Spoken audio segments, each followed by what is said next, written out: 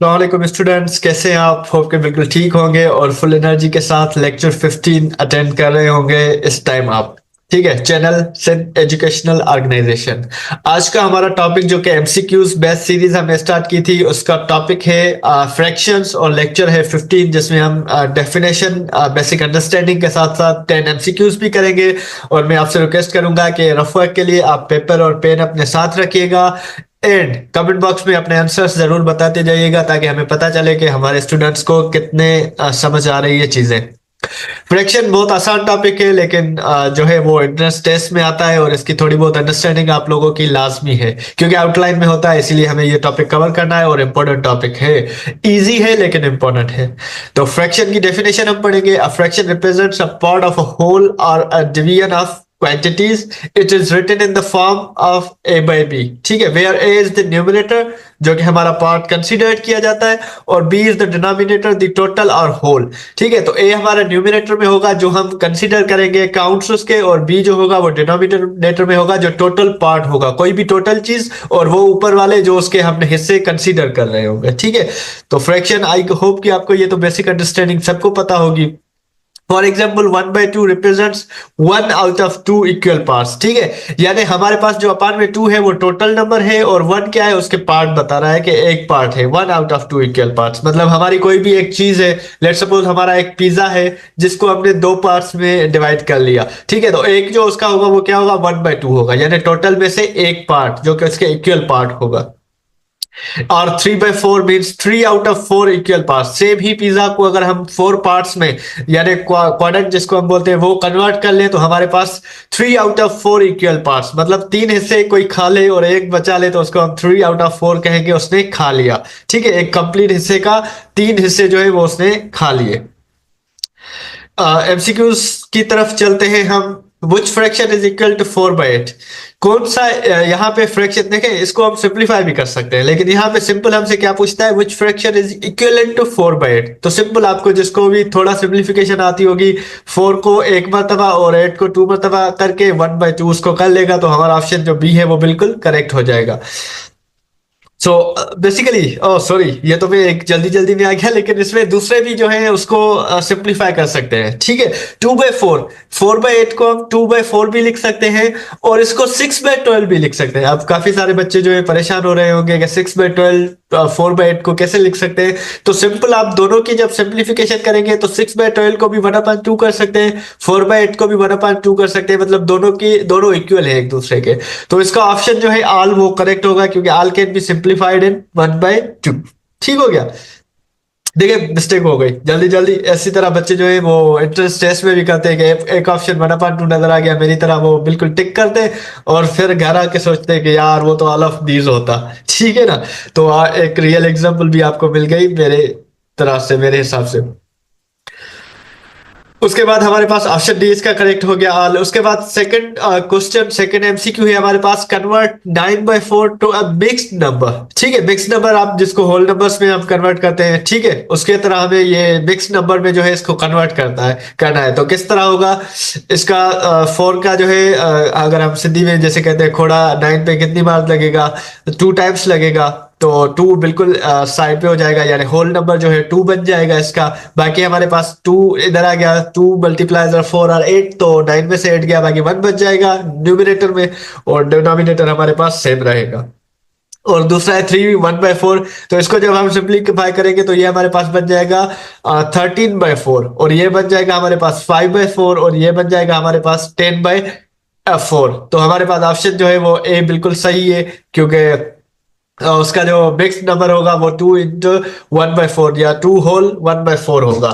Divide with the denominator to numerator, हमें simple कहा है 9/4 इज इक्वल टू 2, रिमाइंडर 1 बचा, सो 2 इंटू 1/4 इज आंसर। इसको डिफरेंट वेज में आप जो है मिक्स्ड नंबर में कन्वर्ट कर सकते हैं। क्वेश्चन नंबर 3 है हमारे पास, विच फ्रैक्शन इज लार्जर 2/3 और 5/3? ये कंफ्यूजिंग है। ठीक है, बताएं मुझे कौन सा होगा, आप क्या ट्रिक आप इस्तेमाल करेंगे कि आपको पता चले कि कौन सा नंबर जो है वो लार्जर है? 2/3 लार्जर है, 3/5 जो है लार्जर है इन दोनों में से, या बोथ आर इक्वल या नन? अब बताएं मुझे, सारे लोग कमेंट बॉक्स करें, तुक्के नहीं लगाइएगा, कोई रीजनिंग दीजिएगा, लॉजिकल रीजन हो कि हाँ ये हम कह रहे हैं तो इस वजह से कह रहे हैं। कर लिया कमेंट। चले हम एक्सप्लेनेशन की तरफ। ये रही हमारे पास explanation, convert to a common denominator. सबसे पहले इनको क्या करें, कॉमन डिनोमिनेटर, ये एक मेथड है, ठीक है। आप डिफरेंट मेथड से इसको सॉल्व कर सकते हैं, लेकिन हमने इनका डिनोमिनेटर सेम कर दिया दोनों का। कैसे होगा डिनोमिनेटर सेम? जब हम 2/3 को मल्टीप्लाई में 5/5 करेंगे तो ये हमारे पास बन जाएगा 10/15, और जब 3/5 को हम मल्टीप्लाई करेंगे किसके साथ, 3 के साथ, तो हमारा डिनोमिनेटर अब दोनों का क्या हो गया, सेम हो गया, और न्यूमिनेटर हमारा जो है वो डिफरेंट रहेगा। तो since 10 is greater than 9, so 2/3 is larger. कितनी इजी ट्रिक थी, दोनों के डिनोमिनेटर सेम कर लो, जिसका न्यूमिनेटर बड़ा बचेगा वो हमारा पास जो है वो लार्जर नंबर हो जाएगा। ठीक है, इजी था ना? कमेंट बॉक्स में कितने लोगों ने सही किया था, सच सच बताओ, लाफ रिएक्ट दे देना अगर आप लोगों ने सही नहीं किया तो।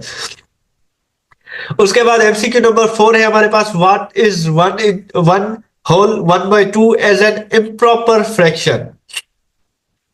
तो ये तो था हमारे पास मिक्स्ड, जो जिसमें हमने मिक्स्ड फ्रैक्शन में कन्वर्ट किया था। अब इम्प्रॉपर इसका क्या बनेगा, 2 × 1 2 + 1 3 3/2।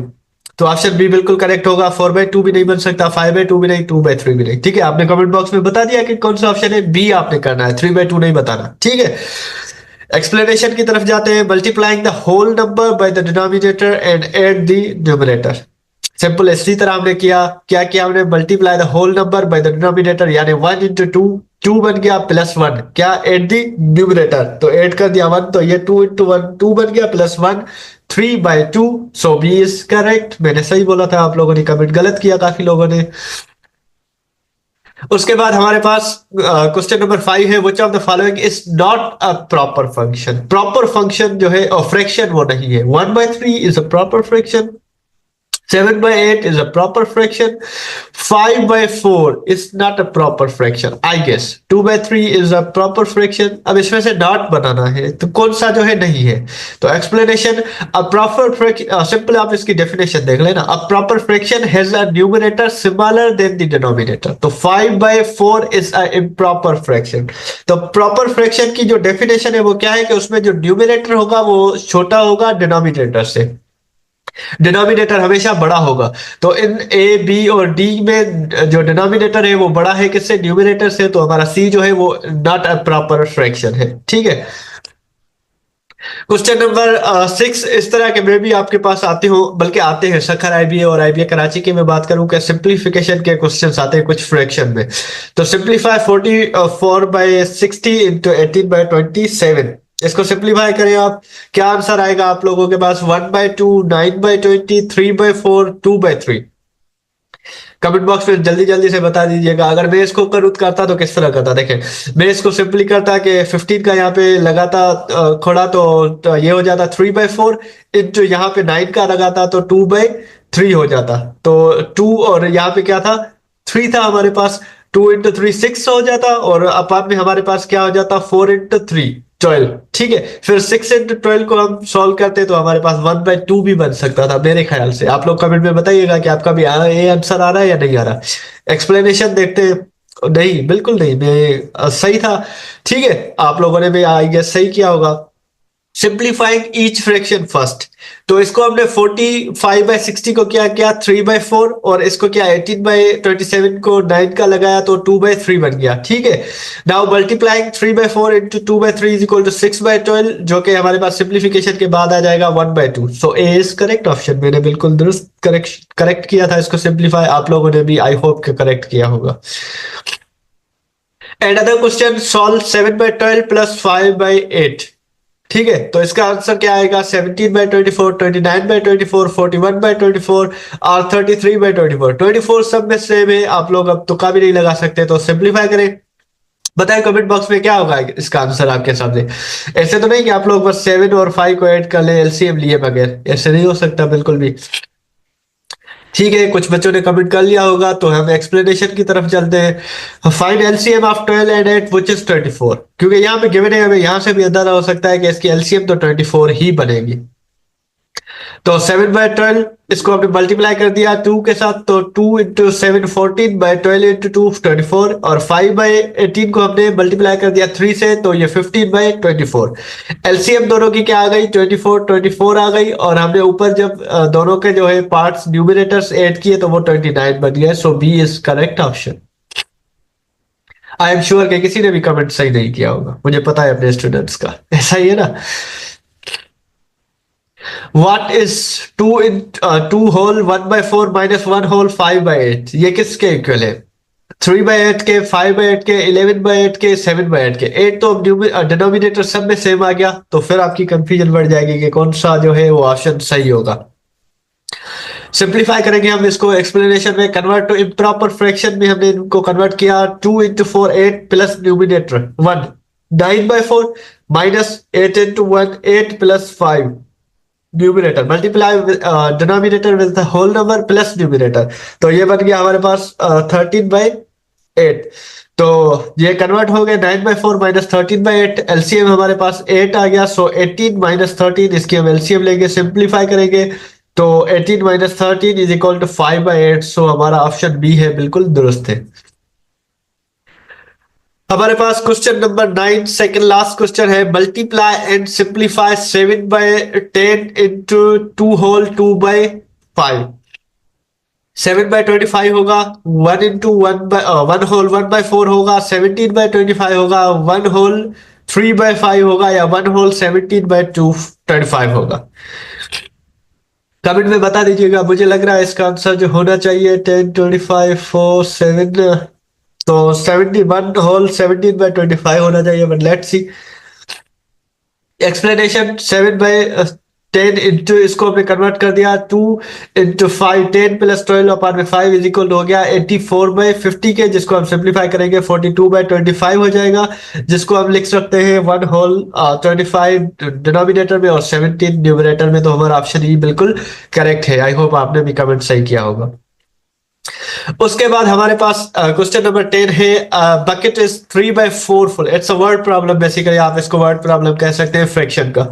A bucket is 3/4 full of water. If 2/5 of the water is poured out, what fraction of the bucket is still filled? हमारे पास 3/4 हमने किया था कि 3 पार्ट्स जो है आउट ऑफ 4 एक कंप्लीट चीज है, उसके 3 पार्ट्स जो है फुल ऑफ वाटर है। If 2/5 of the water is poured, यानी 2/3 पार्ट्स जो है उसके वो निकाल दिए जाए, what fraction of the bucket is still field, तो बाकी बकेट के कितने पार्ट्स अभी तक फिल्ड होंगे? 1/4, 7/20, 3/10 और 9/20। कमेंट बॉक्स में बताइएगा। वर्ड प्रॉब्लम्स आप बहुत ज्यादा करते हैं ना, वर्ड प्रॉब्लम्स हो, तो आप करें इसको सॉल्व। कमेंट में बता दिया, ठीक है। इसकी एक्सप्लेनेशन की तरफ आते हैं। तो हमारे पास है 3/4 माइनस 2/5, क्योंकि हमारे पास 3/4 है वो टोटल फुल है ऑफ वाटर, और अब उसमें से सब्ट्रैक्ट कितना करना है 2/5, तो ये हमारे पास बन जाएगा 7/20। किस तरह? एलसीएम हमने लिया 20 पे 4 का 5 टाइम्स मल्टीप्लाई 5 इंटू 3 15 माइनस 5 का 20 पे 4 टाइम्स 4 इंटू 2 8 माइनस 8, तो 7/20 जो है हमारे पास वो अभी तक फिल्ड है। इसका किसका? 10 का अभी तक जो बकेट का वो फिल्ड विद वाटर है 7/20। 7/20 बेसिकली क्या होता है? 0.35, यानी अगर उसको हम परसेंटेज में निकाले तो 35%। तो हमारे पास जो 75%, ये देखें 3/4 क्या है? 75%, 3 हिस्से जो है वो फिल है। और 2/5 क्या है? 40%, जो हमने निकाल दिया। 2/5 क्या है? बेसिकली 0.40, ठीक है, जो कि 40% होता है वो हमने निकाल दिया, तो बाकी कितना बचेगा?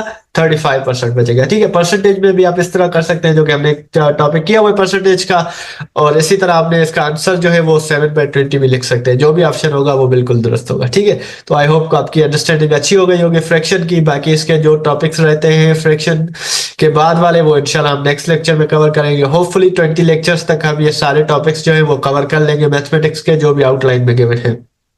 नेक्स्ट लेक्चर में मिलते हैं, तब तक के लिए अल्लाह हाफिज, बाय बाय, सी यू।